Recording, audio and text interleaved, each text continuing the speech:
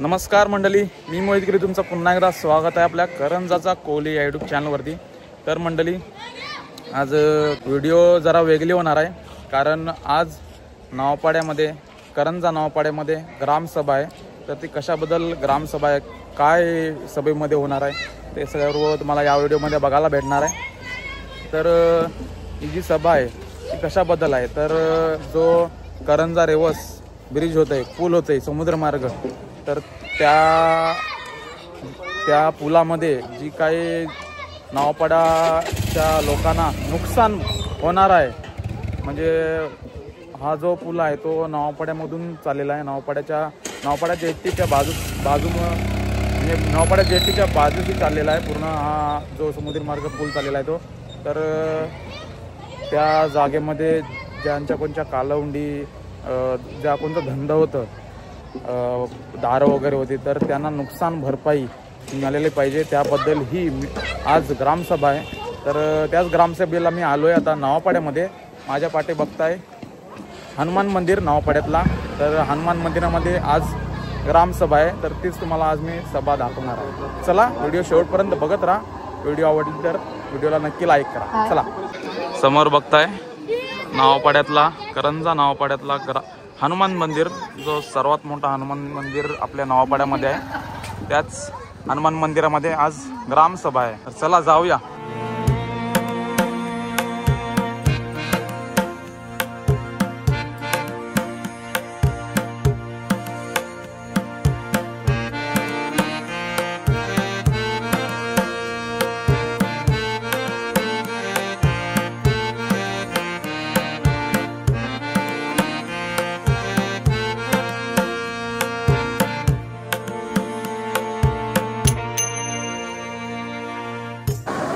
आपल्या नावपाड्यातल्या हनुमान मंदिरामध्ये आज सभा आहे, ग्रामसभा आहे। बघा, हनुमान मंदिर आणि आपले सरपंच साहेब आलेले आहेत। बघा, करंजा रेवस पूल प्रकल्प बाधित मासेमारी संघटना नावपाडा अशी आज ग्रामसभा आहे। आणि ग्रामसभेमध्ये भरपूर महिला आज जमलेल्या आहेत। अजूनपर्यंत भरपूर लोक यायचे आहेत, त्यांच्यासाठी थंड्याची व्यवस्था सुद्धा केलेली आहे नावपाडा ग्रामस्थांनी। आज जे आपले सभेसाठी आलेले आहेत सरपंच साहेब, आपल्या करंजाचे सरपंच साहेब आहेत, त्यांचा आज वाढदिवस आहे। त्यानिमित्ताने त्यांना आपल्या नावपाडा ग्रामस्थातर्फे एक केक घेऊन आलेले आहेत। त्यांचा वाढदिवस साजरा करत आहोत आता। आणि वाढदिवसाला बघा पूर्ण करंजा ग्रामस्थ जमलेला आहे।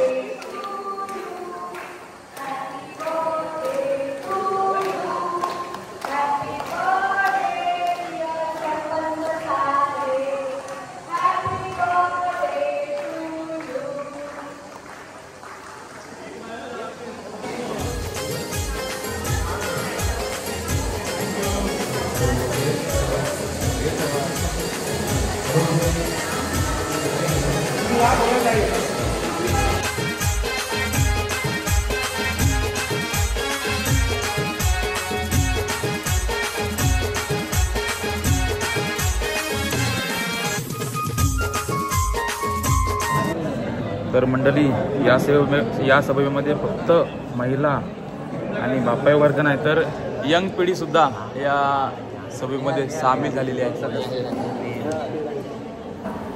सगळ्यांचे आभार मानण्याचे कार्यक्रम अशोक दादा यांना मी सांगत आहे, आपले सरपंच साहेबांना फुलगुच्छ देऊन त्यांचे स्वागत करायचे। आता जे कोणी मान्यवर आपले सभेमध्ये आलेले आहेत, त्यांचा सत्कार, छोटासा सत्कार आपल्या नावपाडा ग्रामस्थातर्फे करत आहेत।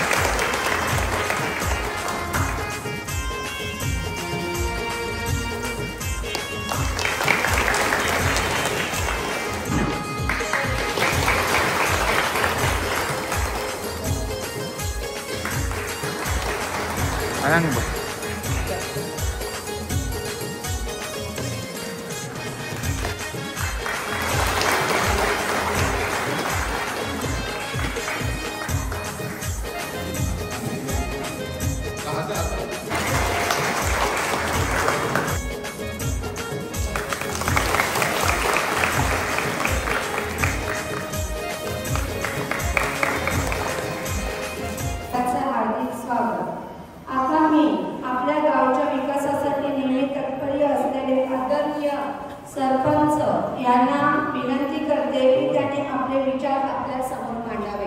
सर्वप्रथम तर मी जी आजची सभा आयोजित केली वेदांत संस्कृती यांची, खरं तर मी अगोदर याच्या ग्रामसभेमध्ये पण त्याचा उल्लेख केला की त्यांनी त्यांच्या खरंच मागं उभं राहण्याची गरज आहे तुम्हाला, कारण की खरंच त्यांनी आज पुढाकार घेऊन या सभेचे आयोजन केले. तर सर्वप्रथम मी त्यांचा पण आभार मानतो. आणि ज्या विषयासाठी आपण सर्व इथे जमलोय की ॲक्टॉम कंपनीच्या जो आपला रेवसरेटी पुलाचं काम चालू होतं आणि ते ॲक्टॉम कंपनीने घेतलेलं आहे आणि त्याचं पूर्ण नियोजन EMSRDC मार्फत केलं जात आहे. तर याची सुरुवात मला वाटतं 1-2 आठवडा अगोदरच झाली, ज्यात तुम्ही मोठा मुकाम केला आणि काम बंद करायला गेले. त्याच्या अगोदर आम्ही ग्रामपंचायत मार्फत सुद्धा एक ग्रामसभा लावली, त्याच्यात पण आपला सहभाग मोठा होता. आपले मुद्दे काही मोठे नव्हते, फक्त आपला या प्रकल्पाला विरोध नाही, ग्रामपंचायतीचा किंवा आपल्या गावाचा कोणाचा या प्रकल्पाला विरोध नाही, पण आमची मागणी एवढीच आहे की हा प्रकल्प होत असताना आम्हाला न्याय मिळाला पाहिजे. इथला आमचा रोजगार जो जाणार आहे, मच्छीमारी असू दे, शेतकरी असू दे, आदिवासी बांधव असू दे, आज आपली ग्रामपंचायत 50-60 हजार लोकसंख्येची ग्रामपंचायत आहे आणि जर इथं कोणावर अन्याय होत असेल तर तो इथं भावला जाणार नाही. इथं आमचा अधिकार आहे, नवापाडा गावाचा पूर्ण जिल्हा रोजगार करणार आहे आपला आणि याच्याबद्दल तो बोलायलाच तयार नाही. आणि त्यांचे कामं चालू आहेत ॲक्टॉम कंपनीचे, त्यांना आपण थांबवले तर त्यांची एवढी हिंमत होती की पुन्हा चालू करतात.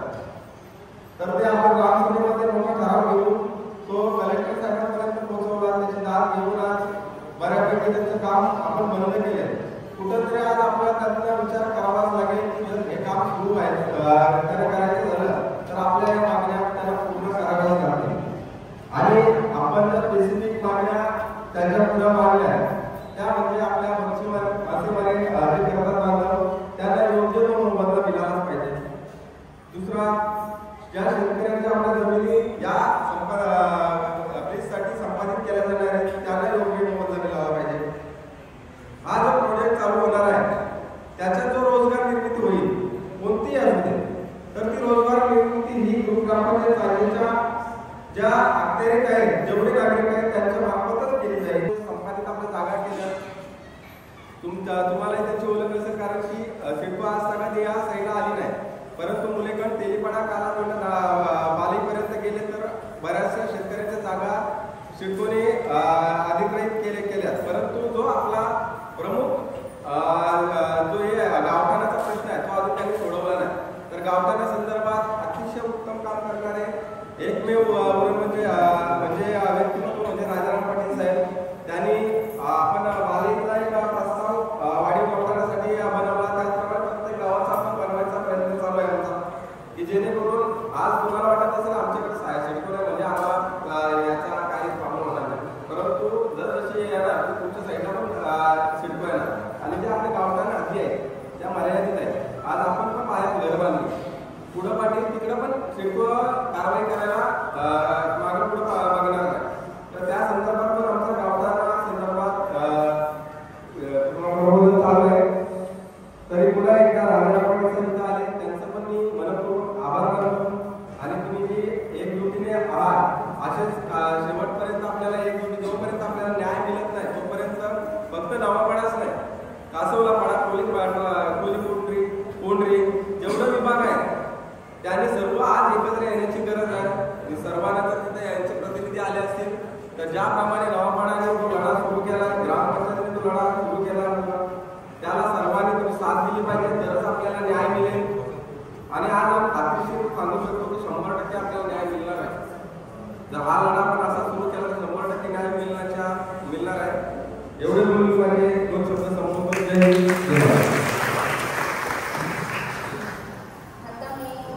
आणि इथे जमलेले सर्व माझे बंधू भगिनी, आज आपण इथे रेवस रेड्डी या विषयासंदर्भात आपण सर्व जमलेले आहेत. आपली एकजूट प्रथम मी सांगेन, अशीच जर तुम्ही एकजूट ठेवलीत तर ती लोक जर आपल्याला जुमानत नसतील किंवा आपला जर विचार करत नसतील तर त्यांना आपल्याला काम बंद करणं, आंदोलन करावं लागेल आणि त्याकरिता आपण कोणीही मागं पडणं कामा नये. आज आपला इथला मुख्य व्यवसाय बोलल्यानंतर मच्छीमारी आणि शेती. आता आमच्या शेतीतून पण तो रेवस रेड्डी मार्ग येत आहे आणि आपल्या समुद्रातून पण येत आहे. जे लोक इथे बाधित आहेत का ज्या लोकांचं नुकसान झालंय त्या लोकांना भरपाई मिळलीच पाहिजे. पण त्या आधारे जे कालवं ज्याची कालवं आहे किंवा जे कालवाला जातात, वावरीला जातात, पागाला जातात, जाल्यांना जातात किंवा पूर्वीचे त्यांची जालं वगैरे आहेत किंवा दारं आहेत, त्या सर्व लोकांचा विचार करून आपल्याला त्या लोकांनी आपला नुकसान भरपाई किंवा मोबदला दिला पाहिजे. जर नाही दिला तर आपण कोणीही मागं न पडता याच्यापेक्षा दुप्पटपटीने किंवा सर्व गावांनी एक होऊन ते काम बंद आंदोलन उभं करायचं. त्यासाठी सर्वांची मला एकी पाहिजे. धन्यवाद दिल्याबद्दल मला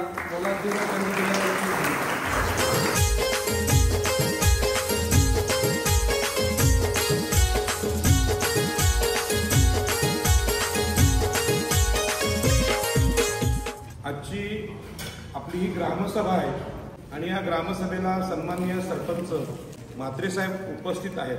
ही अत्यंत मोठी गोष्ट आहे. त्यांच्यासाठी सगळ्यांनी टाळ्या वाजवा. या गावातले अशोक दामोदर नाकवा, अजय गोविंद म्हात्रे सरपंच साहेब, कल्पना पाटील उपसरपंच, महेश म्हात्रे सदस्य, जागृती कोळी, सोनाली ठाकूर सदस्य आहेत, रमिला म्हात्रे सदस्य आहेत. या सभेला यशस्वी करण्यासाठी ज्या तरुणांनी सगळ्यांनी काम केलेलं आहे त्यांच्यासाठी दोघांना टाळ्या वाजवा. बंधूंनी बघितलं, आजची जी सभा आहे ही ग्रामसभा आहे. खास करून हे पत्रकार जे आहेत रेकॉर्ड करणारे त्यांना विनंती करेन की याचं रेकॉर्डिंग आपल्याला कलेक्टरला द्यायचं आहे म्हणून जपून करा. बॅटरी डाऊन झाला असं बोलू नका. काय निवट्या चिंबोरी पाहिजे असतील ते आम्ही देऊ, बरोबर आहे ना. नाही त्यांना बोला बॅटरी डाऊन झाली, फोटोची फिल्म संपली. तर सर्वात प्रथम मी ज्यांनी भारताचं संविधान लिहिलं त्या डॉक्टर बाबासाहेब आंबेडकरांना वंदन करतो. कारण ही जी सगळी सभा आहे, ग्रामसभेचा कायदा संविधानामध्ये आर्टिकल 40 नुसार बाबासाहेब आंबेडकरांनी टाकलेला आहे. आणि आता इथे 2 प्रकारचं भूसंपादन होणार आहे. आपल्याला इथे आता दादांनी भाषण करताना सांगितलं की जमिनी पण जाणार आहेत आणि समुद्रामध्ये तो ब्रिज होणार आहे. त्यामुळे समुद्र सुद्धा संपादित होणार आहे. आता समुद्रावरचं पाणी दिसतं पण त्याच्या खाली जमीन असते हे फक्त कोळ्यांना माहिती आहे. बाकीच्यांना वाटतंय काय वर पाणी आहे म्हणजे सगळं पाणीच असेल, पण खाली जमीन असते आणि त्या जमिनीवर जे शेवाळ होतं ते मासे खातात आणि मोठे होतं. आणि म्हणून ही जी गोष्ट आहे ही बऱ्याच दिवस सरकारला माहीत नव्हती. आता ज्यावेळी JNPTचं संपादन झालं त्यावेळी तिथले लोक कोर्टात गेले, हरित लवादाकडे गेले. तोपर्यंत लोकांना माहीत नव्हतं की जमीन गेली तर जमीन गेलेल्या माणसाला जमिनीच्या बदल्यात पुनर्वसन दिलं पाहिजे. आणि आपल्याला कल्पना आहे की रायगड जिल्हा हा लढणाऱ्यांचा जिल्हा आहे. म्हणजे कसेल त्याची जमीन आणि राहील त्याचं घर हा कायदा नारायण नागू पाटील आणि बाबासाहेब आंबेडकर यांनी अलिबागला चरी येथे केला. आणि आपल्याला कल्पना आहे की बाबासाहेब आंबेडकर नारायण नागू पाटलांची पिढी गेल्यानंतर आपल्याकडे दिबा पाटील आले आणि त्यांनी सिडको विरुद्ध आंदोलन केलं आणि 12.5% पुनर्वसनाचा कायदा केला. हा सुद्धा रायगड जिल्ह्याने केलेला कायदा. सेज विरुद्ध आंदोलन, स्पीकर चालू नका करू, आवाज येतो काही सगळ्यांना. सेज विरुद्ध आंदोलन सुद्धा आपल्याकडे दत्ता पाटलांनी जिंकलं आणि सिडको विरुद्ध दिबा पाटलांनी आंदोलन केलं. असा आंदोलन करण्याचा जिल्हा आहे. अनेक लोकांना वाटतं बाहेरच्या की रायगडचे लोक नेहमी लढतात का. त्याचं कारण आहे की या देशातल्या मच्छीमारांना, या देशातल्या शेतकऱ्यांना न्याय द्यावा असं कधी सरकारला वाटलं नाही आणि त्यांचं डोळं उघडण्याचं काम आपल्या लोकांनी केलेलं आहे. आणि म्हणून इथे मोठ्या प्रमाणात महिला आहेत. मी सगळ्या कॅमेरामॅनला विनंती करेन की माझ्या मावशांचे फोटो सगळ्यांचे दिसले पाहिजेत, आज्यांचे दिसले पाहिजेत. कॅमेरा त्यांच्याकडे फिरवा. ते किती लोक इथे आहेत ते सगळ्या जगाला बघू द्या, सरकारला बघू द्या की आम्ही किती लोक आहोत. जोरात एकदा टाळ्या वाजवायच्या. आपल्या सरपंच साहेबांचा वाढदिवस इथे साजरा होतोय ही खूप मोठी गोष्ट आहे. म्हणजे असा सन्मान कुठल्या सरपंचाला भेटला नसेल आणि ग्रामसभा आज त्यांचा वाढदिवस साजरा करते. त्यांच्या हातून या मंदिराच्या सभेत मोठं काम होणार आहे आणि म्हणून हा योगायोग आलेला आहे. बंधू आणि भगिनींनो, खरं म्हणजे मी तुम्हाला कायदा समजवणार आहे, नेत्यांसारखं भाषण नाही करणार. त्याच्यामुळे माझं भाषण झाल्यानंतर तुम्ही मला शंका विचारायच्या तुमच्या असतील त्या. तुम्ही असं समजायचं हा कोणी मोठा नेता आहे, कोणी काय, असं नाही. तुमचा भाऊ आहे छोटा असं समजून प्रश्न विचारायचे, त्यांना आम्ही उत्तरं देऊ. कारण इथून गेल्यानंतर जेव्हा सरकारी सर्वे होईल त्यावेळी तुम्हाला उत्तर देता आलं. मगाशी मी सांगितलं की आपल्या संविधानामध्ये ग्रामसभेला संविधानाचा आर्टिकल 40 नुसार फार महत्त्वाचं स्थान आहे. तुमच्या हातात मोबाईल असतील, त्यामध्ये गुगलवर गेला तर संविधानाचं आर्टिकल 40 शोधलं तर त्याचं उत्तर तुम्हाला मिळेल. आता आपले सरपंच हे या ग्रामसभेचे पदसिद्ध अध्यक्ष आहेत आणि सरपंच आणि ग्रामसभेला किती मोठे अधिकार आहेत की नागपूरच्या आदिवासी लोक एकत्र आले.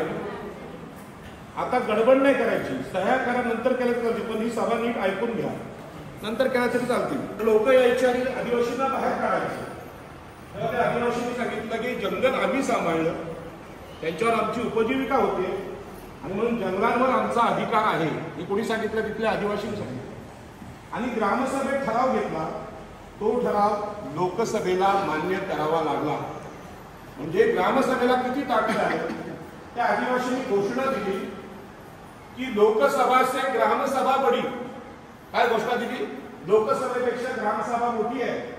म्हणजेच मी तुलना नाही करत, पण कायदा सांगतो, जे अधिकार आपल्या पंतप्रधानांना आहेत देशाचे तेच आपल्या ग्रामसभेचे अधिकार त्याच्या समकक्ष सरपंचाला.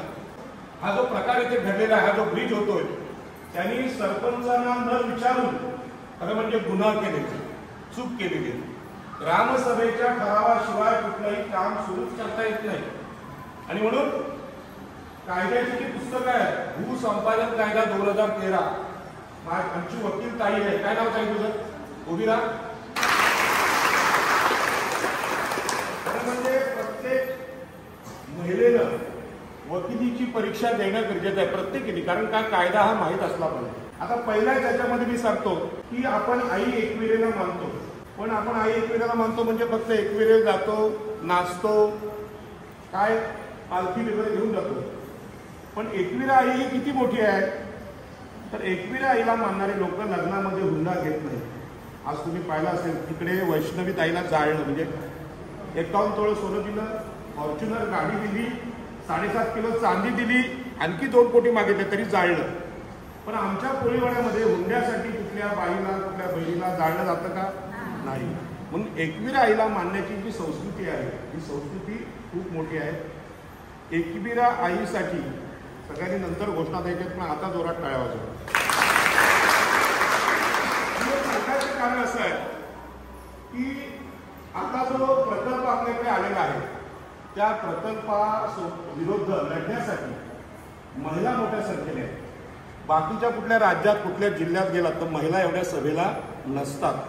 याचं कारण आमची संस्कृती ही हुंडा नाकारणाऱ्यांची आहे, मातृसत्ताक संस्कृती आहे. म्हणजे आपण आईला जास्त मान देतो, वडिलांपेक्षा जास्त मान आईला देतो. आणि आपल्याकडे हुंडा पण घेत नाही, आपल्याकडे स्त्री भ्रूण हत्या होत नाही. म्हणजे पोटातला गर्भ चेक करून मुलगा असेल तर ठेवायचा आणि पोरीला मारायचा असे घाणेरडे प्रकार आपल्याकडे होत नाही. हे सगळं का सांगतो की आपल्याला समोर जगाला कळलं पाहिजे कोणी महिला म्हणजे कोण आहे. त्या देशातल्या सर्वश्रेष्ठ महिला आणि स्त्री पुरुष समानतेचा, स्त्रियांना आणि पुरुषांना समान अधिकार आहेत असा कायदा आपल्या संविधानामध्ये आहे. डॉक्टर बाबासाहेब आंबेडकरांनी तो लिहिलेला आहे.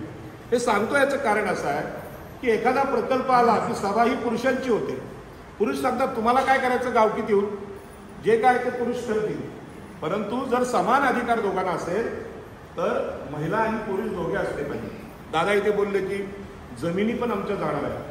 आता जमिनींच्या बाबतीत सुद्धा कायदा असा आहे की जर एखादा सातबारा असेल तो वडिलांच्या नावावर असेल, 2 मुली आणि 2 मुलं असतील तर मुलींना सुद्धा सातबाऱ्यावर तेवढाच अधिकार आहे जेवढा मुलांना आहे. हे तुम्हाला माहित आहे का? माहित आहे का? दुसरं असं आहे, आपलं एक घर असेल तर नवऱ्याचा जेवढा अधिकार घरावर आहे तेवढा बायकोचा आहे. कधी कधी भांडण झालं की नवरा बायकोला बाहेर काढतो, चल तुझा निघून. तेव्हा त्याला संविधान माहित आहे, बाबासाहेब माहित आहेत, कायदा माहिती आहे, काय सांगणार? घरातून बाहेर पडायचं असेल तर दोघं जोड्याने पडू, कारण का घर दोघांचं आहे, मी एकटी बाहेर पडणार नाही, हे आपल्या कायद्यामध्ये बाबासाहेब आंबेडकरांनी दिले. ह्याचा संबंध आताच्या ह्या पुलाशी येणार आहे. आणि म्हणूनच हा जो ब्रिज आहे, इथे आलेला ब्रिज आहे, तो किती किमतीचा आहे कोण सांगेल? 2200 कोटी. मी पेपरमध्ये वाचलं 2900 कोटी. हा कमी झाला? ते पेपरला 2900 कोटी आले. ठीक आहे, आम्ही जे पेपरला बातमी वाचली ती 2900 कोटीची वाचली. हा, तर आता मुद्दा तुम्हाला सांगतो. मुख्य मुद्दा असा आहे की तुमच्या गावाने ही सभा लावली. ती सभा किती महत्वाची आहे की ह्या ब्रिजमध्ये जे बांधकाम खर्च आहे, आम्ही पेपरला वाचलाय 2900 कोटी. MMRDचे अधिकारी काय बोलत असतील ते त्यांच्याकडे. मग 2900 कोटी म्हणजे 100 कोटी कमी. 100 कोटी सोडून द्या, आपण 3000 कोटी पकडू. कारण असे जेव्हा टेंडर निघतात ते टेंडर नंतर वाढवले जातात. 3000 कोटीचे 5000 कोटी करतात त्यांच्या सोयीसाठी. तर आपण 3000 कोटी पकडू. पहिला मुद्दा तुम्हाला सांगतो की या 3000 कोटींपैकी 1500 कोटी हे मच्छीमार आणि शेतकऱ्यांचे आहे. असा कायदा आहे. कारण का आपण एखाद्या प्लॉटवर घर बांधायला निघालो तर पहिला प्लॉट खरेदी करावा लागतो, नंतर बांधकाम. म्हणजे प्लॉटला पैसे आणि बांधकामाला वेगळे पैसे. त्याच्यामुळे बऱ्याच लोकांना हे माहीत नसतं. तुम्ही सरकारने जरी ब्रिज बांधायला घेतला तरी जे शेतकरी आहेत, जे मच्छीमार आहेत, त्यांना पैसे द्यावे लागतात. आता पलीकडे JNPTचा जो प्रकल्प झाला त्यामुळे सरकारने मान्य केलं की JNPT बंदर हे समुद्रात जरी असलं तरी पाण्याखालचा समुद्र हा मच्छीमारांचा आहे. त्याचा निकाल आला, JNPT मच्छीमारांच्या विरोधात गेली. पण तेव्हा हा कायदा नव्हता. 2013 साली असा कायदा आला की समुद्रावर कुठलाही प्रकल्प होत असेल तर तिथे मच्छीमारी करणाऱ्या मच्छीमारांना पुनर्वसन, नुकसान भरपाई आणि पुनर्वसाहत म्हणजे पुन्हा त्यांची स्थापना करावी लागते, असा कायदा आहे. हा जो कायदा आहे त्या कायद्याची चर्चा आपल्याकडे झाली नाही. मी तुम्हाला सांगतो की विमानतळामध्ये मच्छीमार गावं होती. तिथे कोळी, आगरी आणि कराडी तिन्ही लोक मच्छीमारी करायची. आपल्या प्रत्येकाच्या ताटात 2 पदार्थ असतात, भात आणि मासे. मला ताईने विचारलं आज विनायक आहे का, तर मी 365 दिवस मच्छी खातो. गणपती असला तरी मच्छी खातो. कारण माझ्या आजोबांनी सांगितलं मच्छीमारी आपला धंदा आहे. आपण जर उपवास केला तर मासुडी घेईल कोण? त्यामुळे मी रोज मच्छी खातो. राग म्हणू नका, देवाची मी माफी मागतो. तर सांगायचा मुद्दा असा की आपण सगळे मच्छीमार आहोत. तर मच्छीमारांना पुनर्वसनाचा अधिकार JNPTच्या काळात नव्हता. तिथले हनुमान कोळीवाड्यांनी कोर्टात गेले आणि ते लढले. तेव्हा कुठे त्यांनी मान्य केला, हरित लवादाने मान्य केला, पण तो दिला नाही.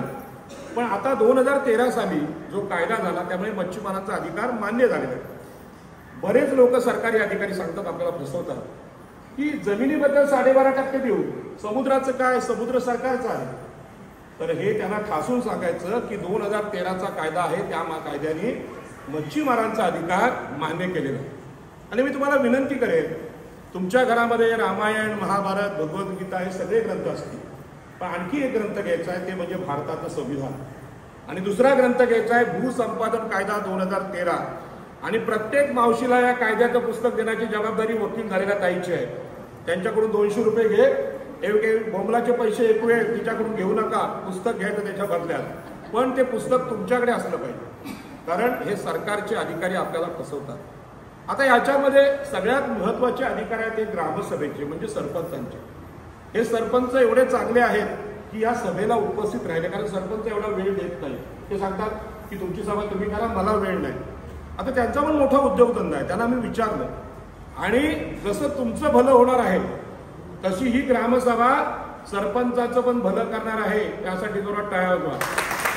सरपंचाने असं म्हणायला नको मी माझ्या बहिणींसाठी आलो आणि माझा वेळ फुकट गेला. त्यांचं पण भलं होणार. त्यांचे 4 डंपर असतील तर त्याचे 10 होतील. एवढी ताकद आहे आंदोलनामध्ये. मी काय खोटं बोलत नाही, कारण विमानतळामध्ये मच्छीमारांचे अधिकार होते हे कोणीही सांगितले नाही. मी सुद्धा नेता असल्यामुळे सगळ्या नेत्यांच्या वतीने त्यांच्या वतीने मी माफी मागतो. पण तिथल्या मच्छीमारांची फसवणूक झाली. कुठल्या एअरपोर्टमधल्या कोस्टल रोड जो ज्यामध्ये झाले त्यामध्ये सुद्धा मच्छीमारांची फसवणूक झाली. माझ्या घरी हे लोक आले होते. त्यांना सांगितलं की वरळी कोळीवाड्यामध्ये कोस्टल रोड गेला, 17 याचिका वकिलांनी टाकल्या, बोलू नका कोणी, पण त्यामध्ये मच्छीमारांचा उल्लेख कोणी केला नाही. म्हणजे एका फसवणूक कसा करतो बघा माणूस, की आता मी नावं का मागितली या मान्यवरांची, या सभेला हे उपस्थित होते, याचं रेकॉर्डला येणार आहे, कलेक्टरकडे जाणार. तर आता मुद्दा असा आहे, मी मुख्य मुद्द्याला येतो. कसेल त्याची जमीन राहील त्याचं घर हा कायदा आपल्या रायगड जिल्ह्यातल्या कोळी, आगरी, भंडारी, कुणबी या लोकांनी लढून मिळवला. नेते होते डॉक्टर बाबासाहेब आंबेडकर, नारायण नागू पाटील 1932ला स्वातंत्र्याच्या अगोदर. पण एक कायदा बाकी राहिला होता, कसेल त्याची जमीन असा कसेल त्याचा समुद्र. समुद्र कोण कसतोय? कोळी बांधव, मच्छीमार बांधव कसतोय. आणि हे समुद्र कसणं म्हणजे काय असतं हे जमिनीवर राहणाऱ्या नेत्यांना माहीत नाही. जे कधी समुद्रात उतरलेले नाहीत त्यांना ते माहीत नाही. आता पहिला मुद्दा मी इथे क्लिअर करतो की समुद्रामध्ये जे मच्छीमारी करतात ते बोटीने करत असतील, ते पागाने करत असतील, पगोल्याने मासे पकडत असतील, गळाने मासे पकडत असतील, दादा बोलले तसे सगळे प्रकार माझ्यापेक्षा त्यांना माहिती आहेत. त्यांना पुनर्वसन आहे.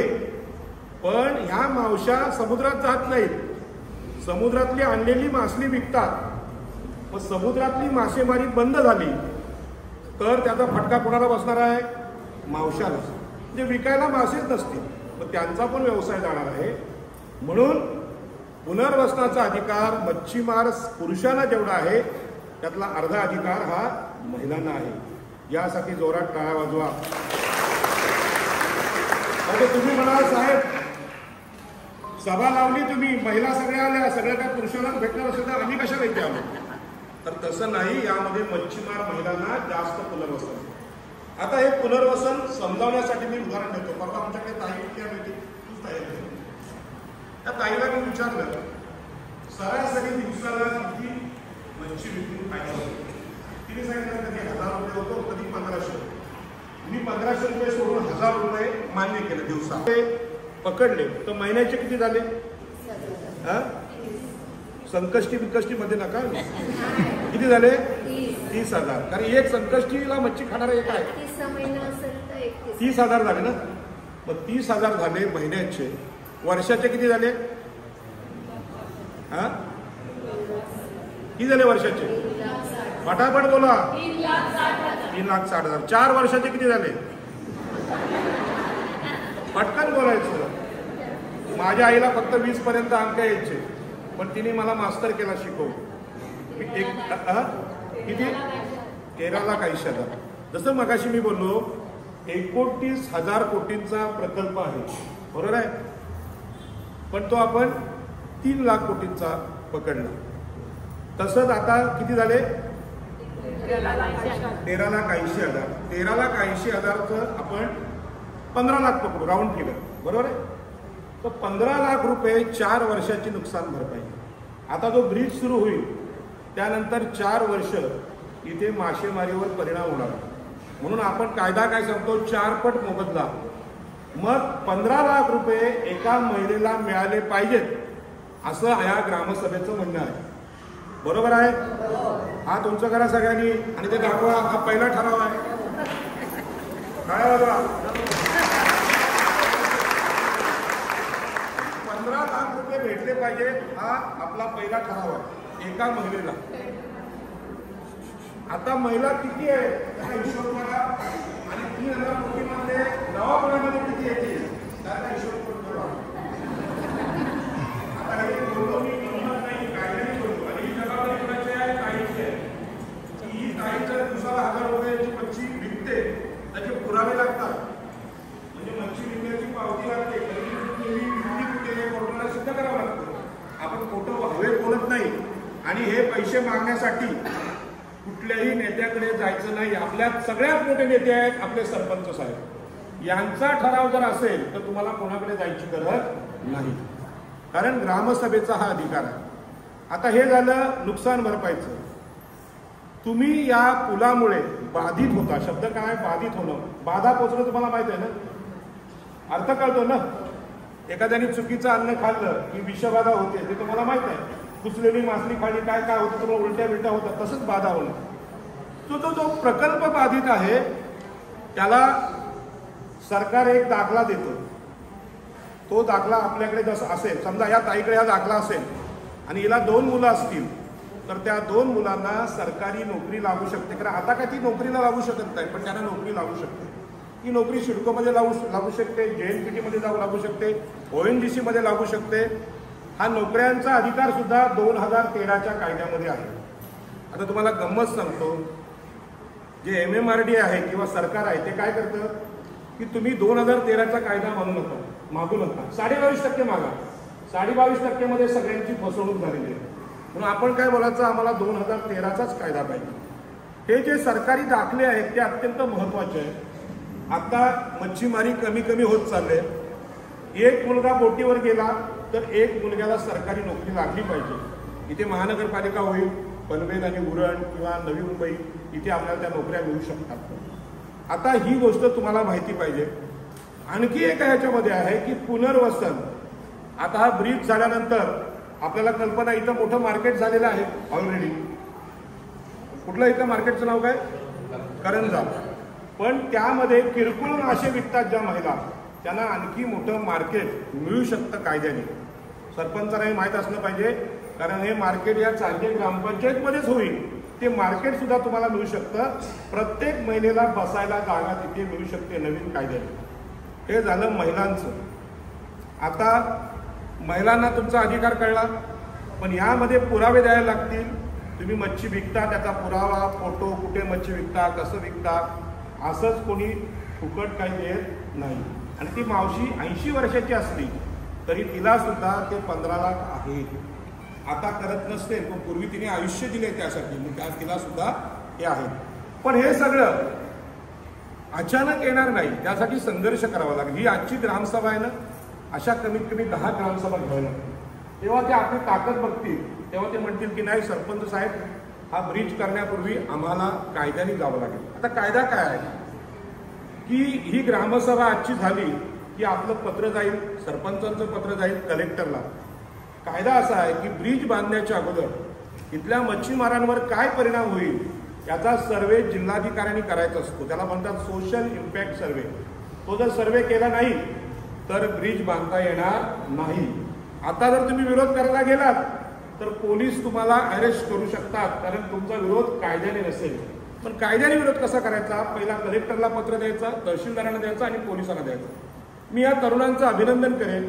यांनी आजची सभा अत्यंत कायदेशीर घेतली. पोलीस स्टेशनला पत्र दिलंय, तहसीलदारांना पत्र दिले, मगच ही सभा लागले. यासाठी तरुणांसाठी टाळ्या होत्या. कारण कायदा हा घ्यायचा नाही. मी जिथून आलो, मी अलिबागचा आहे.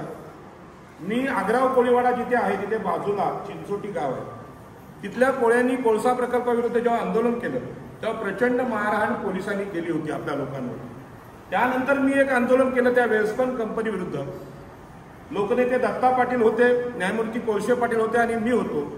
आणि ते आंदोलन कायद्याने केलं आणि तो कोळसा प्रकल्प रद्द केला. म्हणजे आपल्या लोकांना जे मारलं होतं ना, त्याचा बदला म्हणू नका तुम्ही, पण त्याला उत्तर दिलं आम्ही की कायदा आम्हाला पण येतो. तसं आता हे तरुण चाललेत, हे कायद्याने चाललेत. यांच्याबरोबर तुम्ही असाल, सरपंचांबरोबर असाल तर कोणालाही पोलीस मारू शकणार नाहीत, कारण का आपण कायद्याने चाललोय. ब्रिजवाले बेकायदेशीर चालले. आता पुढला मुद्दा आहे की महिलांचं पुनर्वसन. मी सांगितलं, मी 1000 रुपये दिवसाला कमवते. त्या ताईचं उदाहरण दिलं. ताई तुझं नाव काय? हा, स्वामिनी. पूर्ण नाव काय? स्वामिनी उमेश. या अन्याय करणाऱ्या सरकारला अशा प्रकारची आग लावायची हिंमत आमच्यामध्ये असली पाहिजे. आम्ही अन्याय सहन करणार नाही. असं आडनाव मला वाटतं वेगवेगळ्याला पण आहे, चौला पण आहे. तर पुनर्वसन मी महिलांचं पहिलं सांगितलं, कारण मी आई एकविरेला मानतो आणि माझ्या आईला सुद्धा सगळ्यात जास्त मानतो. आता मी पुरुषांचं जे पुनर्वसन ते सांगणार आहे. आता जो चिबोरेवाला आहे, म्हणजे पगोलेवाला, जो दिवसाला जर 2000च्या चिबोऱ्या पकडत असेल तर त्याला नुकसान भरपाई किती भेटली पाहिजे? 15 लाखाच्या दुप्पट. किती झाले? 30 लाख. पण ते मिळवण्यासाठी सरपंच साहेबांसोबत रोज आंदोलनाला आलं पाहिजे. तुम्ही घरी बसाल आणि सरपंचांना फोन करा, साहेब माझे 30 लाख पाठवा, हे काय तसं भेटणार नाही. आणि आता समजा एखादा बोटवाला आहे, त्याच्या बोटीला 10,000चा नफा दिवसाला होत असेल तर त्याला किती पैसे भेटले पाहिजे? 10 पट ताईच्या मग किती झाले? 15 लाखाच्या 10 पट किती? ताई पटकन आलं पाहिजे, एवढा वेळ नाही लागला पाहिजे. अहो, अदानी आणि अंबानीपेक्षा उद्योगपती, पहिल्या उद्योगपती आमच्या महिला आहेत, कोळी महिला. मुंबईची अर्थव्यवस्था, इकॉनॉमी कोणाकडे आहे? कोळी महिलांकडे आहे. अदानीला कळत नव्हतं, अंबानीला कळत नव्हतं, तेव्हा आमच्या महिलांना अक्कल होती पैसे विकायची. म्हणून सोन्याची कौलं घरावरी गाणं लिहिलंय ना कुणीतरी. सोन्याची कौलं पोळ्यांच्या घरावर होती ना, आता असतील प्लास्टिकची, ती सोडून द्या, पूर्वी सोन्याचीच होती. सांगायचा मुद्दा असा आहे की या पद्धतीने पुनर्वसन मिळू शकतं. मग ज्याची बोट आहे त्याला 1.5 कोटी मिळू शकतात. तुम्हाला आश्चर्य सांगतो, कोस्टल रोड जेव्हा गेला किंवा अटल बिहारी वाजपेयी ब्रिज गेला तेव्हा बोट 80 लाखाची आणि नुकसान भरपाई 80,000. अरे 80,000 कलर पण मारून होत नाही बोटीला. मग लोकांनी मान्य का केलं? तर आम्ही मेंदू गहाण ठेवले होते, अक्कल नव्हती आम्हाला. आणि म्हणून सांगायचं, बोट जर 1 कोटीची असेल तर नुकसान झालं तर 1.5 कोटी भेटले पाहिजेत. कारण त्यातलं मशीन, इंजिन, डिझेल, कर्मचारी यांना काय देणार? पण आपल्या लोकांनी, सरकारी अधिकाऱ्यांना प्रतिप्रश्न केला नाही. ही शिकलेली मुलं आहेत ना, ही प्रश्न विचारतात. आणि म्हणून ते गाणं तुम्हाला माहित आहे, कोळी आपल्या महिलेचं, फाटकी नोट मला घ्यावायची नाही आणि धंद्याचं पोट मला खायची नाही. तर फाटकी नोट आतापर्यंत कोळ्याला दिली सरकारने, पण आता आम्ही फाटकी नोट घेणार नाही. 1.5 कोटीची बोट आणि 80,000 रुपये नुकसान भरपाई. सरपंच साहेब पटतं का हे? एखादी मोटारसायकल ऍक्सिडेंटमध्ये गेली, इन्शुरन्स असेल तर मोटारसायकल 1.5 लाखाची असेल तर तुम्हाला 1 लाख तर नुकसान भरपाई भेटली पाहिजे. पण 1.5 कोटीच्या बोटीला 80,000 नुकसान भरपाई मान्य कशी केली लोकांनी? आणि म्हणून हे जर थांबवायचं असेल तर कायद्याने मांडणी केली पाहिजे. बोटवाल्यांनी पण बिलं ठेवली पाहिजे, आमची बोट कितीची आहे. 80 लाखाची बोट असेल आणि तुम्ही 2 लाखाची पावती दाखवली तर 2 लाखावरच नुकसान भरपाई भेटेल. ह्या पण चुका आहेत आपल्या. आणि म्हणून नुकसान भरपाई ही 4 वर्षासाठी आहे, पुनर्वसन वेगळं आहे. आता हा जो ब्रिज होईल त्या ब्रिजमुळे मच्छी मिळणार नाही हे कशावरून आपण सांगणार? तर समुद्रात उतरतात त्यांना, कोळ्यांना माहिती आहे की जे खांब आहे ते खांब खोदण्यासाठी खडकाला छिद्र पाडलं जातं, त्याला मशीन लावली लागते. मशीन लावली की तिथे खाली आवाज होतो आणि आवाज झाला की मासे दूर पळतात आणि मग तिथे मासे मिळत नाहीत. आणि म्हणून ही गोष्ट पटवून द्यायचं काम आपल्या शिकलेल्या कोळ्यांनी केलं पाहिजे. त्याचे GPS मॅप बनवले पाहिजेत की इथे आमची मच्छीमारी चालते. काही लोकांचे खांब असतात, तिथे डोली लावलेले असतात, त्यांना सुद्धा हे पुरावे करून दिले पाहिजेत. आता हे जे पुनर्वसन झालं, या पुनर्वसनामध्ये तुम्हाला हिशोब कळला, दिवसाला 1,000 रुपये तर नुकसान भरपाई 15 लाख, दिवसाला 10,000 रुपये तर नुकसान भरपाई 1.5 कोटी. पण हे सिद्ध करणं कायद्याने आपली जबाबदारी आहे, नुसतं अर्ज विनंत्या करून मिळणार नाही. आता प्रश्न असा आहे की हा जो ब्रिज होतोय, सेतू होतोय, तो ब्रिज बांधणारे लोक, आता परवा तुम्ही गोष्ट सांगितली, कुठल्या तरी माणसाने आपल्या एका महिलेला फोन केले, ताईला फोन केले, चुकीचे फोन केले, मग तर पोलीस केस केली. आता ते ब्रिज बांधायला UP बिहारचे लोक आलेत, मग आमच्या मुलांनी काय करायचं? हा मोठा प्रश्न आहे. ब्रिज जर आमच्या अंगणात होतोय त्याचं काम सुद्धा आम्ही करू शकतो. तुम्हाला मी अभिमानाने सांगेन की लोकनेते दिबा पाटलांनी इथे आंदोलन केलं. त्या आंदोलनामध्ये आत्ताचे जे सगळ्यात मोठे उद्योगपती आहेत आपल्याकडचे, 2 नावं आहेत, जय म्हात्रे आणि रामशेठ ठाकूर. आज ते मोठे झाले, त्यांची पण जमीन काय फार 100 एकर 200 एकर नव्हते, 2 एकर 3 एकरचे मालक होते, पण त्यांनी उद्योग केला. पण ते दिबा पाटलांच्या आंदोलनामुळे मोठे झाले. मी अभिमानाने सांगेन, आजच्या आंदोलनात आमचे सरपंच साहेब आहेत, त्यांचा पण व्यवसाय आहे JCBचा, डंपरचा. असे जे लोक तरुण असतील ज्यांना हा व्यवसाय करायचा माहिती आहे, मग सिमेंट असेल, स्टील असेल, कन्स्ट्रक्शन असेल, त्यांच्यासाठी पण कायदा आहे. हा जर 3,000 कोटींचा प्रोजेक्ट असेल तर त्यातले अर्धे पैसे किती सरपंच आहेत? 1500 कोटी की 1500 कोटी. 1500 कोटींचा धंदा हा इथल्या तरुणांना कायद्याने भेटला पाहिजे. कशाने? कायद्याने. इथल्याच लोकांना भेटला पाहिजे असा कायदा आहे. पण कायद्याने भेटला पाहिजे तर कायदा सांगावा लागेल. कायदा आपण कोणाला सांगायचा आहे? कलेक्टरला. डायरेक्टली जर MMRDचे अधिकारी येत असतील तर ते तुमचं ऐकणार नाही. तुम्हाला 1500 कोटी बोलतील आणि 1500 रुपये देतील. ते होऊ नये म्हणून तुम्ही लेखी पत्रावर केला पाहिजे. ही सभा झाल्यानंतर आपल्याला ही पत्र लिहायची आहेत. म्हणजे 50% विकास कामामध्ये वाटा आपला आहे. त्यामध्ये त्या ब्रिजवर एखाद्याला काम करायचं असेल तर आपण काम करू शकतो कायद्याने. लेबर सुद्धा म्हणजे कामगार सुद्धा इथूनच घ्यावे लागतील, बाहेरून आणून चालणार नाही. मी जाहीरपणे कॅमेऱ्यासमोर सांगतो, याच्या विरोधात कोण बोलत असेल, सरकारचं काय असेल तर आपण म्हणणं ऐकून घेऊन आपल्याला हा कायदा आहे. याच पद्धतीने मी तुम्हाला सांगेन की महिलांना नवीन बाजार भेटला पाहिजे.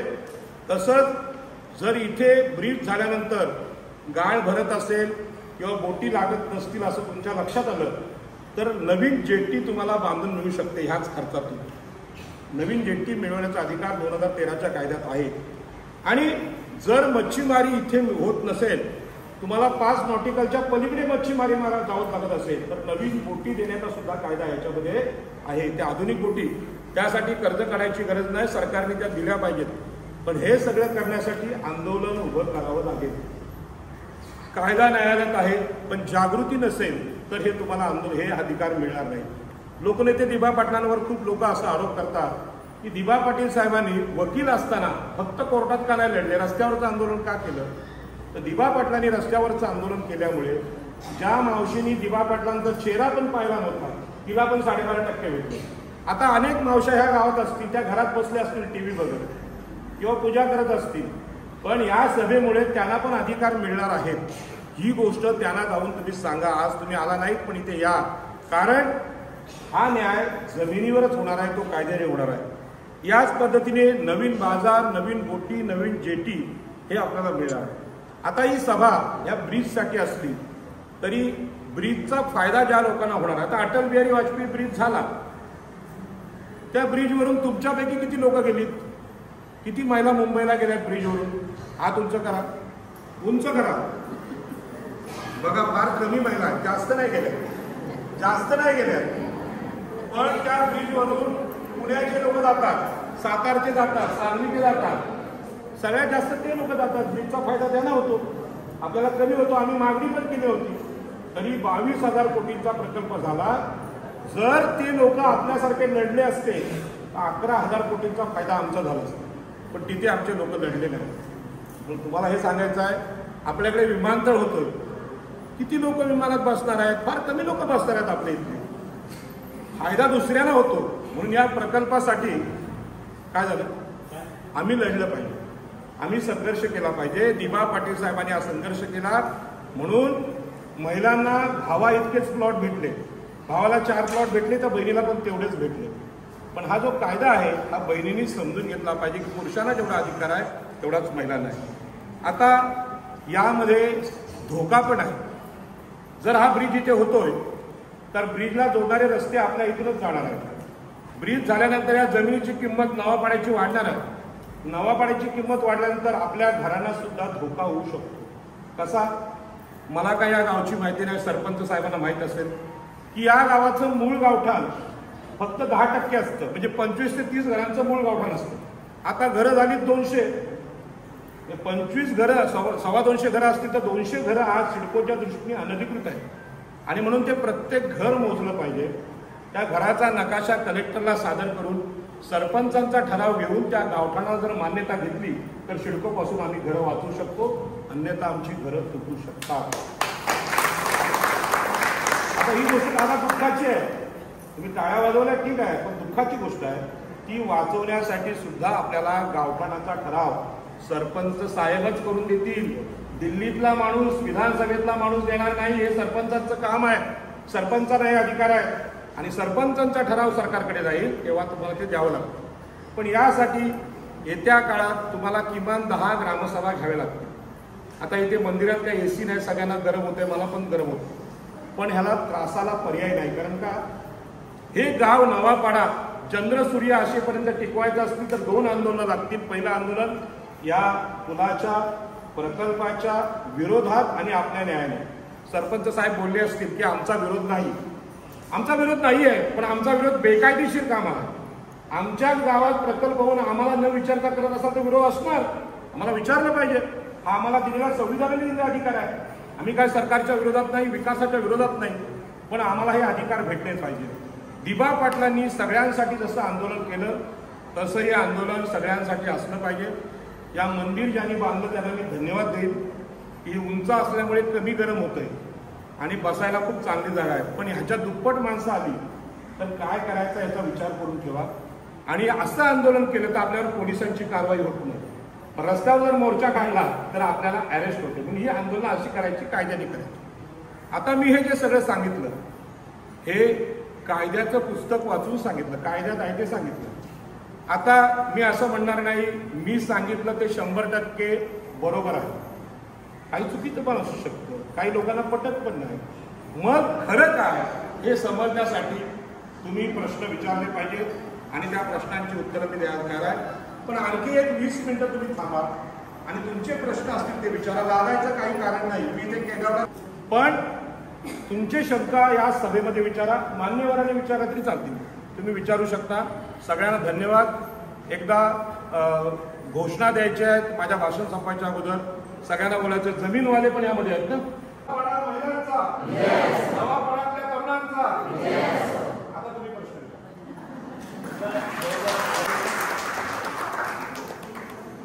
जर करत असेल किंवा आपला इथला इंजिनियर असेल किंवा पात्रता असणारे इथे, जोपर्यंत इथल्या स्थानिकाला स्थान मिळत नाही तोपर्यंत बाहेरच्या लोकांना अजिबात पाय ठेवू द्यायचा नाही. पण आपली तयारी पाहिजे तशी का बाबा मी हे काम करणार आहे. बरोबर आहे. तुम्ही पहिल्यांदा पत्र द्या कलेक्टरला की आमच्याकडे एवढे पात्र लोक आहेत, म्हणजे मशीनवाले, डंपरवाले, काय करणारे, त्याचं पत्र द्या. काय करतात? विकण्याचं काम करतात, मच्छी विक्रीचं काम करतात. मच्छी विकणाऱ्या महिलांना सुद्धा पुनर्वसन आहे. काही सांगितलं 11 दिला, तुम्ही 200 रुपयाला दिला, आम्हाला 200 रुपये 100 रुपये मिळाला तरी बरं. हा, मग ते त्या हिशोबाने तुम्हाला भेटणार.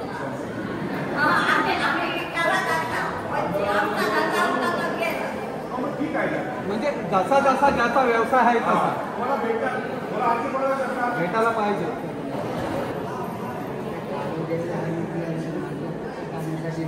काय कालम गेलेला आहे. माझा पोटा पाण्याचा गेलेला आहे. बरोबर आहे. मी बोलतो प्रश्न तुमचा सांगा त्याच्यावर. काय तुमचं काय नुकसान झालं? जवळ पडा. माझा कालम गेलेला आहे, पोटाचा गेला आहे माझा. मग आमकडे कोण नाही, समजला? आमकडे कोण नाही, आम्ही योगदान झालं. आता या सगळ्यात इतका महत्वाचा आहे. मी चेंबूरमध्ये गेलो होतो माहूरकडे, तेव्हा राजन माहूरकर तिथले नेते आहेत. त्यांनी मला सांगितलं की समुद्रामध्ये पूर्वी आपली कालवं होती. कालवं म्हणजे ती खातोटी नाही, समुद्रामध्ये दगडाचे बांध घातलेले होते, तिथे मच्छी मिळायची. टाटा कंपनी त्यावेळी त्यांची कालवं होती, तेव्हा त्यांना कायदा माहीत होता. कायदा असा आहे की जसं समुद्र जमिनीवरचं शेत असतं शेतकऱ्याचं, तसं समुद्रातलं शेत ही कालवं असतं. त्या कालवाचा फोटो जर ओटीच्या वेळी भेटला आपल्याला, दादा तुम्हाला तो भेटला, तर त्याचं सुद्धा पुनर्वसन कायद्याने मिळू शकतं. आणि कायद्याची मांडणी करण्याचं काम या ताईच आहे. ताई खूप हुशार आहे, ती वकील मुलगी आहे ना, खूप हुशार आहे. तर ती जर कालव्याची मांडणी केली तर कालव्याने सुद्धा पुनर्वसन होऊ शकतं.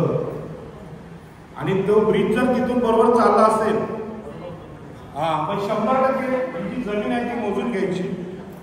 या जमिनीवर आपला अधिकार आहे आणि आपण ही केस एवढी मांडू, नुकसान भरपाई तर भेटली पाहिजे, पण याच्या बदल्यात जमिनीच्या बदल्यात जमीन सुद्धा मिळवण्याचा प्रयत्न करू आपण. विकसित भूखंड 20% जमिनीला जसं 4% मिळतो तसा 20% विकसित भूखंड मिळतो. आणि ही केस जर आम्ही उभी केली नवापाड्याने तर मुंबईतल्या वसईपासून अलिबागच्या सगळ्या लोकांना न्याय करू शकतो, न्याय मिळू शकतो. आणि म्हणून या कार्यक्रमासाठी ज्यांनी खर्च केला असेल त्यांना मी धन्यवाद देतो. त्यांच्यासाठी जोरात टाळ्या वाजवा. आणि हे कार्यक्रम रेकॉर्ड करतात त्यांना जास्त धन्यवाद आहे. तर कार्यक्रम रेकॉर्ड करायचं त्याला कळेल. म्हणून प्रत्येक घाटीला, प्रत्येक लग्नाला किंवा चला याला काहीतरी देत चला. कारण पत्रकारिता हा मोठा व्यवसाय आहे. लोकशाहीमध्ये खासदार असतात. मी खासदारकीची निवडणूक 2 वेळा लढलोय, आमदार असतात. जिल्हाधिकारी असतात, पोलीस अधिकारी असतात, याच पद्धतीने न्यायालय असतात. हे 3 स्तंभ लोकशाहीचे आहेत, हे 3 खांब आहेत. तिघांनी जर काम नाही केलं तर ते काम करायला लावण्याची हिंमत या साध्या साध्या मुलांमध्ये आहे, पत्रकारांमध्ये आहे. यांच्यासाठी जोरात काय हवं आणि अगदी राजकीय पेपरला छापे आली पाहिजे. पैशाकडे मागे पुढे बघायचं नाही. सरपंचाच्या अध्यक्षतेखाली ही ग्रामसभा झाली याची मागणी पेपरला ठळक आली पाहिजे. 2013च्या कायद्याने पुनर्वसन व्हावं असं इथल्या मच्छीमारांचं म्हणणं आहे. आम्हाला तुमची भीक नको, आमचा कायदा जो आहे अधिकार तो आम्हाला द्या. धन्यवाद. आणखी कोणाला माहिती आमची त्याच्यातली जी आम्ही जाळीला होतो ती जागा त्यांनी बाधित केलेली आहे. तर आम्हाला 7-8 महिने झाले, 7-8 महिने झाले तर व्यवसाय कायच नाही आहे. आमचं त्याच्यावरच पोट चालते, पोट पण त्याच्यावरच. तर आम्हाला सांगण्यात येते की तुम्हाला त्याची भरपाई मिळेल, पण कधी मिळेल, काय मिळेल ते काय नाही. आमचं मुलांचं शिक्षण पण आहे, मुलं मोठी आहेत, मुलांचं शिक्षण त्याच्यावरच अवलंबून आहे. आम्ही आता थोडीफार तरतूद करतो, मुलांना शिक्षणासाठी पैसे जमा करतो आणि बाकीचं सगळं म्हणजे समजा आता त्या आमची पूर्णपणे मच्छीचा व्यवसाय बंदच झालेला आहे. आणि माझे मिस्टर आता दुसऱ्यांच्या कामावरती जातात, समजा 1000 रुपये दिवस, 800 रुपये दिवस याच्यावर मजुरी करतात. त्याच्यावर आमचं पोटपाणी होते, मुलांचं शिक्षण होते. तर याच्यावर पण लक्ष द्यावं ही माझी नम्र विनंती आहे. काही अशी बोलली की नाही असं तुम्ही बोललं पाहिजे. आणि आज कसं आहे 3 कॅमेरे चालू आहेत, याच्यात ते रेकॉर्ड होतं. येणाऱ्या पोलिसांना, येणाऱ्या कलेक्टरला हे आपल्याला दाखवता येतं. कारण सगळेजण असतील तेव्हा हजर असतील असं सांगू शकत नाही. आता ताईने जे सांगितलं ते ताईने सांगितलेली गोष्ट आपल्याला एक अर्ज कलेक्टरला द्यायचा आहे, एक मत्स्य विभागाला द्यायचा आहे, एक अर्ज आपल्याला मुख्यमंत्र्याला द्यायचा आहे. आणि हे अर्ज देऊन, पुरावे देऊन जेव्हापासून नुकसान सुरू झालंय ते नुकसान किती झालं याचा आकडा द्यायचा, दिवसाला किती नुकसान झालं. नुसतंच मोगम द्यायचं नाही, आम्हाला द्या, किती द्या हे पण सांगायचं. ताईने कसं 15 लाखाचा आकडा काढला तसा आकडा काढून द्या, पुरावे द्या. तुम्हाला 100% नुकसान भरपाई भेटेल. सरकार देत नसेल तर न्यायालयात लढून आम्ही मिळू. कारण न्यायालयाने हा कायदा मंजूर केलेला आहे 2013चा. त्यामुळे कुणाची भीक मागत आम्ही नाही, कुणाची आम्हाला कुठेची गरज नाही. त्यामुळे तुम्ही मात्र कष्ट घेतले पाहिजे, जिथे जिथे जायला पाहिजे तिथे गेलं पाहिजे. ही तरुणांची टीम आहे, यांना पण मी सांगितली दाखला सरपंचांचा घ्यावा लागतो. कारण ग्रामपंचायतचा पुरावा, स्थानिक स्वराज्य संस्थेचा पुरावा सगळ्यात मोठा. आणखी कोणाला काय शंका आहे? मावशी काय करतात की आपल्या गावातल्या सर्व ग्रामस्थांचा मी आभार मानते. कारण मला बोलायची संधी यांच्यामुळेच भेटलेली आहे. माझे मिस्टर वाढल्याला 2.5 वर्ष झालेले आहेत. आमचे पाण्याचे टँकर आहेत, पण आज माझ्या मुलाचं पण शिक्षण नाही झालेलं. तो असा म्हणजे प्रत्येक वेळेसमध्ये 8-9 हजार रुपयाला नोकरी करते, कारण त्याला गरजेचं आहे. आणि मग माझे जे पाण्याचे टँकर आहेत, या लेडीज असून मी आपल्या सगळ्यांना माहिती आहे का इथं आपल्या जे धक्का लागलेला आहे तिथं पुरुष किती आणि महिला किती असतात ते. तर माझी फक्त एकच अपेक्षा आहे, जेव्हाचा पोट भरण्याचं साधन माझ्या मिस्टरांनी ठेवलेलं आहे.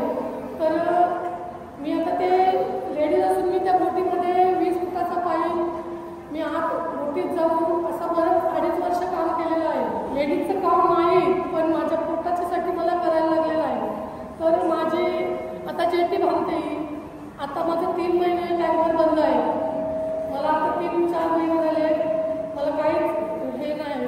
म्हणजे तरी मी असे डबे वगैरे बनवून मी घर चालवत असते, मुलाचा थोडासा पगार, पण ह्याच्यात काही होत नाही.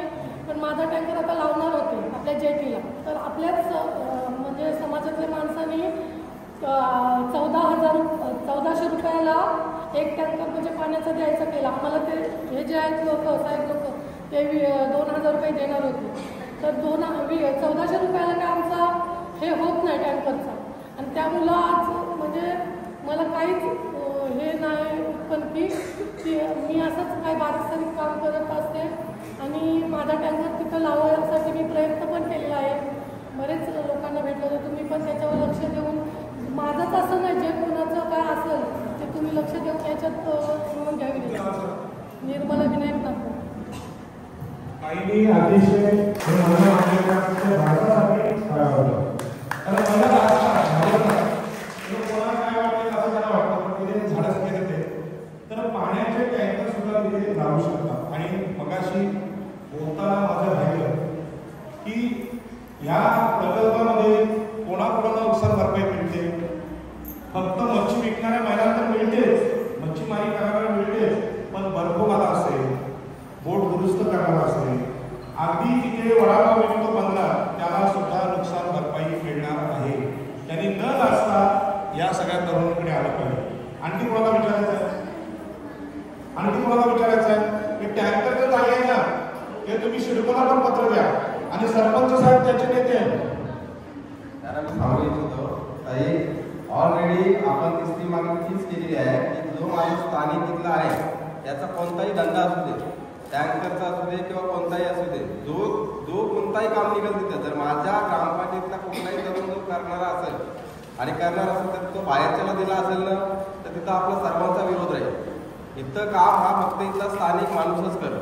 ते भले आपला टँकर असू दे. आणि ते तुम्हाला माहिती आहे, तुम्ही गेला असेल कंपनीत, त्यांनी रेट असे तोडलेत ना. आता बाहेरच्या 2000 असेल तर ते सांगतात की आम्हाला 900 रुपये टाका, 800 रुपयाने आम्हाला रेट आला. पण याच्या पुढं तसं नाही होणार. रेट घेऊन आपण बसणार तर माझा टँकर हा तुम्ही बघा 1400 नाही, आपण रेट ठरवणार आणि तो कंपनीला देणार, या भावाने तू टाक. आणि एवढा मी सांगते का बाहेरचा कोणता इथं टँकर चालणार नाही किंवा कोणतीही गाडी जो असेल ते आपल्या विभागातलाच पोरगा काम कर, कोणताही असू दे, मग ती कॅन्टीन असू दे, मेस असू दे. 107, 314 महिला बचत गट माझ्या विभागात का कॅन्टीनचं काम माझ्या इथल्या महिला आज मुंबईला जाऊ दे, ठाण्याला जाऊ दे, इथं जेवण करावं जातात. इथं कॅन्टीनचा दुकान टाकू शकत नाही, धंदा करू शकत नाही, मेस चालू शकतात. एवढ्या म्हणजे आपण तो उदरनिर्वाह करा आणि बिंदास आहे. आमच्या विभागाच्या महिला एवढ्या फक्त शांत आहेत, कधी बोलायला प्रश्नच विचारला नाही. त्याच्यामुळे आज आमच्या घरी पाली आहे. बोलायचं झालं तर आज आलं पाहिजे. साहेब बोलले की विचारायला शिकायला पाहिजे, आपण प्रश्न विचारायला शिकायला पाहिजे. भले ती ग्रामपंचायत असू दे, पंचायत समिती असू दे, तुम्ही प्रश्नच नाही लोकांना विचारले. तुम्ही ज्यांना आपण निवडून देतो त्यांना प्रश्न विचारायला शिका, तर ते तुमचे कामं करतील. आपली जर ग्रामपंचायत किंवा काय आज पुढे न्यायची असेल तर तुमच्या प्रश्नांची गरज आहे. लोकांना तुम्ही बोलायला शिका, उत्तरं घ्या तुमच्या प्रश्नांची. हीच नाही आता कंपन्याला म्हणून आपण जागृत झालोय, त्या निमित्ताने तरी आता पुढे जाऊया आपण. आणि 100% मेस असू दे किंवा कोणताही काम असू दे, 100% पोरं आपलीच पोरं करणार, आपल्याच महिला करणार. आणि आज जो नुकसान भरपाई सर तुम्ही बोलले काय जो आपण 8 लाख 15 लाख 30 लाख मोठीवाला 1.5 करोड. आता मी सरपंच, मला तेवढा अभ्यास नाही, तुम्ही जेवढा अभ्यास केला, परंतु फक्त मी ते एवढा आश्वासन देतो की जोपर्यंत आम्हाला आमच्या मनाप्रमाणे मोबदला भेटत नाही किंवा नुकसान भरपाई भेटत नाही तोपर्यंत यांची फक्त आम्हाला ताकद बघायची आहे. तर यांची हिंमत असेल तर यांनी चालू करूनच दाखवावं. तिथं पहिले उभं राहण्याची कुठेतरी आम्ही सरपंच म्हणून उपसरपंच किंवा आमचे सदस्य असू दे, त्याने आम्हाला काही फिकर नाही. जर लोकांना न्याय भेटत असेल सर्वांच्या अगोदर आम्ही असणार त्यांच्या पुढं. एवढंच सांगतो मी. सरपंच साहेबांना धन्यवाद देतो. आजची जी सभा आहे ही कायद्याची माहिती सांगण्यासाठी. आता या कायद्याची माहिती सगळ्या नेत्यांनी, तहसीलदारांनी, पोलिसांनी सगळ्यांनी आपल्या लोकांना दिली पाहिजे. आपल्याला माहिती नाही. सर, आम्हाला असं विचारतात की तुमचे जे आम्ही वाढीत आहोत मच्छीमार म्हणजे टोलकरी धंदावाला आणणार, तर आम्हाला असा प्रश्न विचारलाय की तुमची जी डोल लावतात जी जागा आहे ती तुमच्या नावावर आहे का? तर पुरातन काळातून असं आम्हाला समजलं का समुद्रात ती जागा कधी नावावर करायचा हे नाही. तर आणि आता विचारतात का नावं आहे, आता आम्ही कसं काय त्यांना उत्तर द्यायचा? कसं असतं बघा, तुम्ही बघा, पण तो प्रश्न नावावर आहे का? कोण बोलला असं तुम्हाला? कोण असं कोणीतरी प्रश्न तर ते सांगतो. नावावर करण्याची पद्धत सांगतो. नावावर पूर्वी नव्हती, पण उद्या जरी पंचनामा केला तरी ती नावावर होती. आता ग्रामसेवकाचा ठराव आपण आज घेतो, अगोदर प्रकल्पच नव्हता, पण आता प्रकल्पाला म्हणून सरपंचाने ठराव घेतला. ठराव कसा घ्यायचा? तुमची काळे लावायची जागा आहे, बरोबर आहे? तर जिथे झाडं लावतात त्याच्या पूर्वेला, पश्चिमेला, दक्षिणेला, उत्तरेला कोणतरी असेल, बरोबर आहे? त्यांच्या सह्या घ्यायच्या, त्याला काय म्हणतात चतुर्सीमांचा पंचनामा, तो तुम्ही करू शकता. आणि गावातले लोक असतात आणि अंतिम पंचनामा ग्रामपंचायतचा ठराव.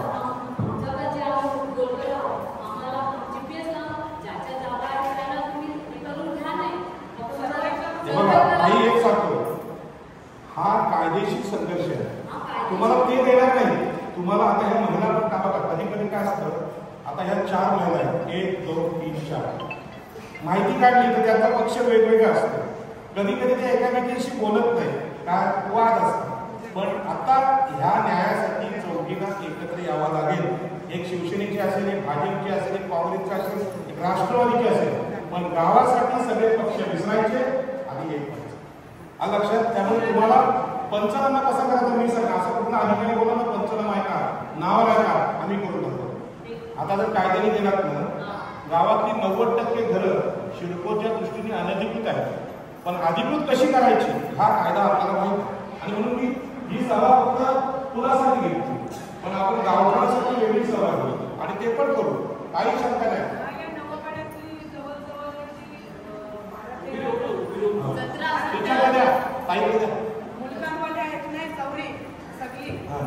जे बाधित आहेत आमचा बोटला फोडला म्हणून आम्ही ती जागा भाड्याने दिली. आम्हाला वर्षाला भाडं येतंय म्हणून ते आमची जागा चालू आहे. म्हणजे ते आमच्या हक्काचे आहे. आमच्या पिढ्या गेल्या त्याच्याने. म्हणून यांना कोणलाच अधिकार नाही. आमची जागा नाही, आमचा बोलाचा अधिकार नाही, कारण कोणलाच नाही. ते आम्ही कष्ट करतो ते आमचीच आहे. काही तुमचा अधिकार तुम्हाला मिळेल, पण तो कागदावर आपल्याला दाखवावा लागेल. आणि आमच्या मुखांडाचं नाही सांग, एवढी माणसं बसली ना, त्यांना पण पाहिजे. काय माझाच आहे तुम्ही बोललं नाही, सगळ्यांना पाहिजे. आता बघा, सरपंच जवळजवळ 17-18 पाड्यांचं नेतृत्व करतात. जर जमलं आपल्याला शक्य झालं, सरपंचांना मी विनंती करेन, या गावात अशी ग्रामसभा झाली, जिथे जिथे बाधित लोक असेल तिथे सभा लावा आणि तुम्ही सभा घ्या. मला वाटलं तर मला बोलवा, पण लोकांना कायदा सांगा. म्हणजे कायदा माहीत नसल्यामुळे काय होतं, लोकांना वाटतं काय कोणीतरी नेता का किंवा कोणाचं ते पैसे स्वतःचे आहेत का, हे पैसे आपलेच आहेत. हा जो पैसा आहे 3,000 कोटी याचा प्रकल्पाचा, हा कुठल्याही नेत्याचा नाही. तो आपल्या खिशातला टॅक्स आहे की नाही, त्याचा पैसा आपण टॅक्स भरून त्याचा पैसा आपलेच पैसे आहेत. त्यामुळे लादायचं काही कारण नाही. आणि डोक्यात आणलं आहे की आम्ही या लोकांवर कृपा करतो, अजिबात नाही. आपला अधिकार आहे त्याच्यावर. आणखी कोणाला बोलायचं? कोणाचा गैरसमज करू नको, कारण मुखांडाचं ते सांगणं नाही, सगळ्यांना हक्काचा आहे, हक्काचा पाहिजे. बघा, आपल्याला मुखंड असू दे, चालूवाला असू दे, कालवावाला असू दे, आसूवाला असू दे, पाचवाला असू दे, बघा मला मी ॲज अ सरपंच म्हणून ग्रामपंचायत पालिकेचा प्रत्येक हा इथला व्यक्ती हा याच्यापासून बाधित होणार. जसं आपण मागे एक विषय म्हणला, जेव्हा तिकडून डंपर येईल एखादा भरलेला तेव्हा तो विचारणार प्रकल्प बाधितच आहे, एखाद्या लोकांचा जर तो विचारणार नाही. म्हणून बघा, ज्याला त्याला ज्याच्या त्याच्याप्रमाणे न्याय मोबदला हा मिळवण्यासाठी ग्रामपंचायत कटिबद्ध आहे. किंवा नावापाडा असू दे, कासवड असू दे, कोणतरी याच्या अगोदर पण सांगितलं किंवा करंजापाडा असू दे, मुलेकडं असू दे, माझा प्रत्येक व्यक्ती त्याच्या इथं बाधित होणार. जसा हा समुद्रातून दादा बोल समुद्रातून चाललाय तसा तो जमिनीवरून पण चाललाय. म्हणून हा प्रत्येक त्याच्यात नंतर आपल्या आदिवासी बांधव आहे, जसे त्याने तो डोंगर राखला आहे, त्याचं संरक्षण केलं आहे, त्याला पण आपल्या बाजूला सरकारने हा प्रत्येक घटक मी म्हणून सर्वांना सांगतो. याच्यात सर्वांनी मनातून काढा, काही या चालवाल्यांना करतात किंवा आसूवाल्यांना पागवाल्यांना नाही. हा प्रत्येक व्यक्तीसाठी प्रत्येक घरासाठी वाटलं. माझा प्रयत्न एवढा राहील की माझ्या ग्रामपंचायत चांजेमध्ये प्रत्येक घराला कंपल्सरी मिळावं, प्रत्येक घराला. याचा माझा कायद्याने आम्हाला जोपर्यंत नुकसान भरपाई पुनर्वसन सरकारी प्रमाणपत्र म्हणजे प्रकल्प रस्त्यांची मिळत नाही, 50% विकास कामात वाटा भेटत नाही, तोपर्यंत हा प्रोजेक्ट आम्ही होऊ देणार नाही. अशा प्रकारची बातमी पेपरला छापून आली पाहिजे. फक्त तुम्हाला मी एवढंच विनंती करेन, हे जे पेपरवाले असतात, आता हे युट्यूबवाले आहेत, त्यांना पण पोट आहे. म्हणजे त्यांना काय नाही काहीतरी द्यावं. हे आता आपल्या गावात देत नाही, पण मोठे पत्रकार असतात, त्यांना काय नाही काहीतरी मानधन द्यावं लागतं. अगदी काहीच नाही केलं तर त्यांना प्रेमाने बोला की निवट्या आणि भाकऱ्या खायला तरी या, थोडं तरी आम्ही प्रेमाने देऊ. पण कुकड जगात काहीच भेटत नाही. काय यश आले त्याला पैसे लागतात. त्याच्यामुळे थोडा तुम्ही पैसे खर्च केला तर हे आंदोलन तुमचं यशस्वी होईल. बाकी जबाबदारी सरपंचांची आहे. त्यांना जे सरपंच पद ह्या काळात भेटलंय ही अत्यंत महत्वाची घटना आहे. आणखी कोणाला बोलायचं? संपायची कोणाला प्रश्न पुरुषांचे काही प्रश्न असतील तर ते पण मांडा. बोला बोला पटापट बोला. लाजू नका, बोला. आपल्यासाठी ठेवलेलं आहे सभा. संपायची म्हणा.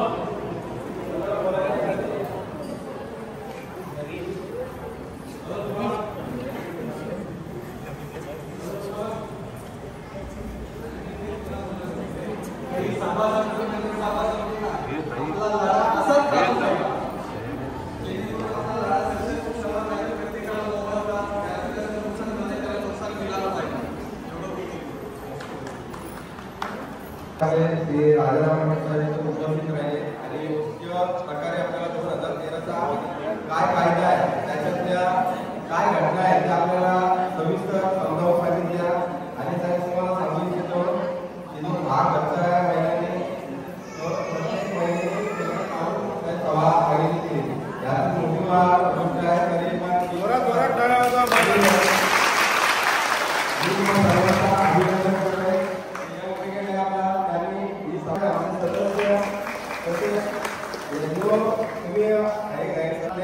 मला आजपर्यंत दिला आणि साहेब तुम्ही बोलले भाग्यच असतं काय साजरा केला त्याबद्दल मी तुमचं आणि ही आपली ग्रामसभा लावली होती त्याच्याबद्दल आपल्याला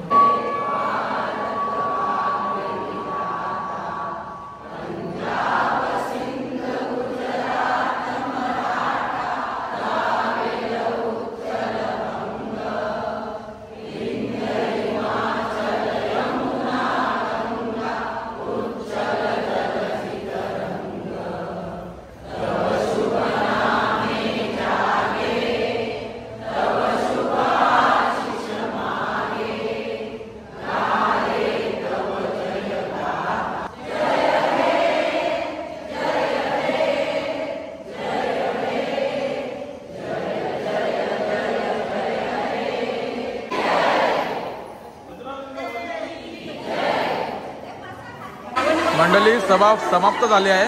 ग्रामसभा समाप्त झाली आहे आणि सभा झाल्यानंतरचा माहोल बघा. महिला साईन करण्यासाठी सभेसाठी जेवढ्या पण महिला आलेल्या त्या साईन करण्यासाठी गर्दी झालेली आहे.